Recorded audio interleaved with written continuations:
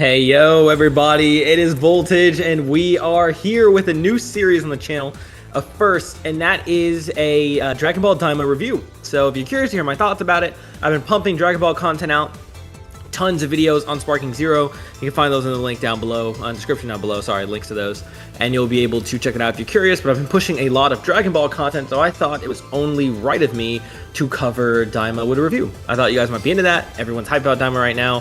DAIMA content's coming to Sparking Zero, so we're gonna go ahead and dive right in. You'll see some footage playing from the trailers and the like, because obviously I can't play that much actual footage from the episode. You get it? But overall, just gonna be me talking for a few minutes about what I thought about the first episode and things of importance. I got like 4 main points I want to cover, so let's get right to it. First things first is going to be talking about what we already know. I'm not going to spend that much time on it, but let's just say the animation in this series is phenomenal, and the art is some of the best Dragon Ball has ever looked. I unironically think so. There's a lot of portions. Oh, obviously, before I continue, this is going to be a spoiler review, so I am going to talk about exactly what happened in the episode, not really a whole summary, but anything about the episode. So if you haven't watched it yet, go watch that first, then come back. But like I was saying with the art, if you saw the beginning portion of this, it is actually some of the most beautiful I've ever seen Dragon Ball, and it's all new content that wasn't in the trailers. From the way they reanimated original Dragon Ball pictures, the scene with Raditz flying in, Goku with Bardock in the background, we love that as a Bardock fan, all those kinds of things were crazy, and a big portion of the episode, a big portion of it, is spent watching these 2 new characters, who I think is very smart of them to do because we get to learn a lot about them through this, but they're rewatching the Buu Saga, basically. And I mean, we get things like Majin Vegeta's new appearance reanimated, which is crazy. We get to see that scene over again. We get really good scenes with Gotenks. Ultimate Gohan looks amazing. Buu coming out at first is amazing, and we get to see, of course, Goku's Spirit Bomb look phenomenal, and we get to see these 2 characters, the new Demon King and Degusu, who is Supreme Kai's younger brother. We'll talk about that stuff in a minute, but we get to see them react to all of this and how crazy the Buu Saga gang is. If you didn't already know, although it's been said a few times, this takes place after the Buu Saga, but before Super happens, and so it's just, it's beautiful, man. Like, people have talked about after Dragon Ball Super Broly and Superhero about Dragon Ball getting a reanimation one day, and I gotta say, man, I'm all for it when I see how beautiful this looks. It's insanely good. Insanely good. Insanely good. So, the whole episode's consistent, too. People talked about how good the animation was going to be for a long time. It lived up to the hype. Again, gorgeous. Gorgeous. I'm excited for every episode, and it's, you know, having them be kids might affect the action a little bit and how it looks by appearance, but seeing all of that original Z content was basically just a plate of dessert, and they said enjoy it. It was a treat for us, and it was great. So, very nice. Next, I guess we should talk about the lore of the series. So another good thing is the lore. They dropped a ton of new lore that's very important. First off, Degusu, the Supreme Kai there, is Shin's, the Supreme Kai's brother, his younger brother, and they also have a sister who is there, and apparently they are all related, even though the other Kais are part of the Demon Realm. So very interesting to see that play out. So that was some good lore. They had the lore that there are Dragon Balls in the Demon Realm, their own set, including a Namekian who is responsible for making those. And later on, that every Namekian is originally from the Demon Realm. You can tell because of their pointy ears. Supposedly, pointy-eared races originate from the Demon Realm, is the lore that we're having introduced here, which is why they say that Namekians were originally there. And it seems the Namekian people are said to originally be from the Demon Realm too. So I love that. Super cool, which is nice. So that was great. They introduced that lore. We got to see the Demon Realm just a little bit, like there are these guards who protect their Dragon Balls, and that Dragon Balls also can be created from Yin magic and Yang magic, white magic, black magic, which implies that their wishes have certain barriers to them. So originally, Shenron couldn't do certain things because if the person who they were wishing on, so like a big example is the Saiyans, right? People talk in the Saiyan saga that they should have used Shenron to wish for the Saiyans to be teleported into the sun or something like that. Shenron can't grant that wish because the Saiyans are stronger than he is. But this series, it seems to imply that even if they were the same strength, Shenron cannot grant a wish that would cause harm to someone directly. So there's 2 limiters there. But they also imply that perhaps the Demon Realm Dragon Balls actually can grant wishes like that because they are black magic created by, so they could cause harm to someone. Very interesting lore. We got to find out more about it, but I like that a lot. There's more lore about Deborah and how the demon realm works. It's a bit more of a goofy place than I imagined it to be, but it's not like super goofy, not like too much in my opinion. And another bit, which is going to be into our next point, I want to make sure I didn't miss anything off the general lore. I mean, we see a lot of like more minor things, but like the big hitters, I want to say that's some of the best. I mean, we learned about this like magical crown. You heard Deborah's father's name, his Abra, was the previous Demon King. And there's this like super powerful crown that can do some crazy stuff. We do know that Trunks is turning 9 at a party because they love the damn party setting every time they have all the cast together. Trunks turning 9. Gohan's been busy studying, so he's not here. Things like that. So, yeah, but everyone else is gathered. And I want to say that covers pretty much everything that I want to talk about when it comes to lore. Those are my biggest points.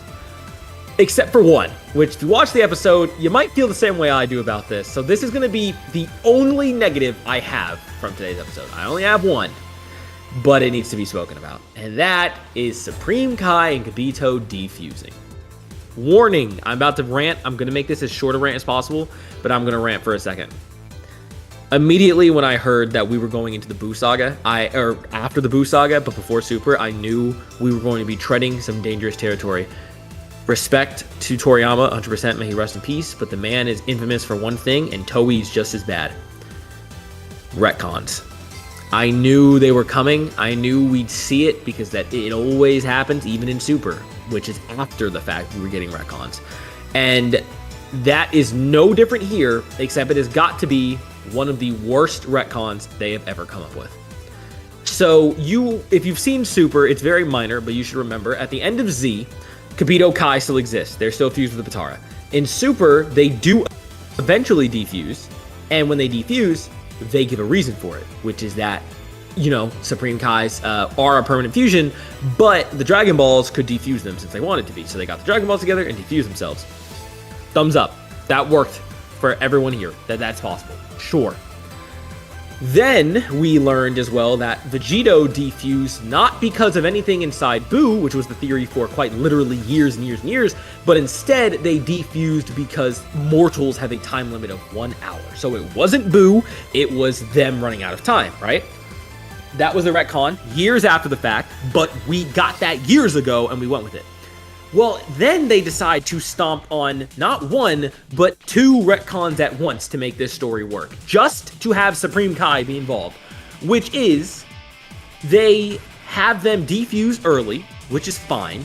I mean, no one really cares. Supreme Kai, or the Kibito Kai didn't do anything in the series that is notable after the Buu arc, so having them defuse early is fine. The simple answer is to just keep it consistent and say they got the Dragon Balls early. Instead, they say, no, let's make it the most nonsensical explanation we can have. So they decide that they want to defuse. And taking the example from Vegito, right, hear this out, they have Buu eat them, and then they defuse inside of Buu. And then he spits them out. They then continue that point further by saying Majin Buu produces a mysterious gas that disturbs the Potara. What the hell are we talking about? So that is a double negative, because that then says that Vegito did defuse because of Buu, so why the hell does he defuse in the Zamasu arc? You could, in theory, retcon that to, you know, Fusion has this thing too, where if they exert too much power, the fusion breaks. But that was supposed to not be a thing with Potara. But then it was a thing because the timer got shortened. So we're saying there is no timer, it is permanent, but then it's not permanent. But the only reason they fuse in the Goku Black arc is because it's not permanent. It's so stupid. So maybe you could say Daima is its own continuity that does not continue into Super, and if that's the case, and this is just its own timeline, that's fine, but I still consider it stupid, unfortunately. I have to.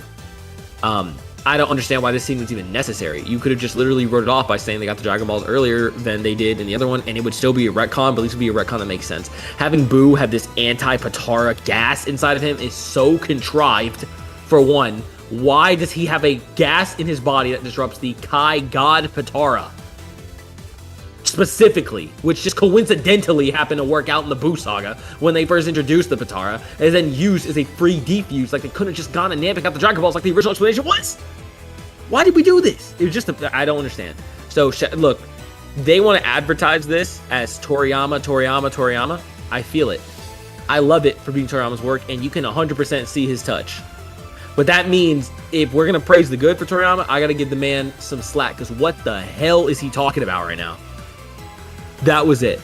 Again, respect, love him to death. That's my goal. You know, if there weren't retcons, it wouldn't be Toriyama, but that has got to be one of the worst. And not only, it's not just Toriyama's fault. There's a whole team working on this show. A whole team who also did Super and Z. And we just totally decided to make it extra complicated for no reason with the Potara. So, point is, Potara will fuse you when you want it to, or when they want it to, and it will fuse you when they decide that it defuses. That, I mean, that's just it, right? But anyway, that's my only negative rant. The only thing I didn't like about the episode was that retcon. Final positives too. Let's talk about the choreography. It's just a tease, but they do have Goku and Vegeta have a fight up above in the sky, just to, you know, please us some more before we go into the kid stuff. And it is very, very phenomenal. Very phenomenal. Great fight by them. A nice tease. It was good in the trailer. Even better here. I was a big fan of that. And yeah, so some of the ending points I guess I should talk about as we bring this to an end. The story so far, it's hard to review the entire story when it's just the first episode, but I'm interested more than I thought I would be. I understand why we're going with the turning them to kids thing. I know people's complaints are that was similar to GT, and I agree, but turning the whole cast to kids is still interesting in my opinion. Interesting enough. I can understand why he's doing it. The main villain, quote unquote main villain, the guy, the current Demon King, is goofy, very goofy. But I think it balances out well with Degusu and their whole plan. You can see Toriyama's goofy nature shining through. And I don't think that's a bad thing. I really think they found a way to have a really good balance so far. And if they can hold on to that balance, this will definitely be some peak Dragon Ball content. I'm excited to see where the story goes. I can see why they go into the Demon Realm to try to fix themselves and all that good stuff. I can 100% see why they're going to do that. So, sick. And the wish was made right at the end of the episode to turn them all into kids. So I'm very intrigued about that.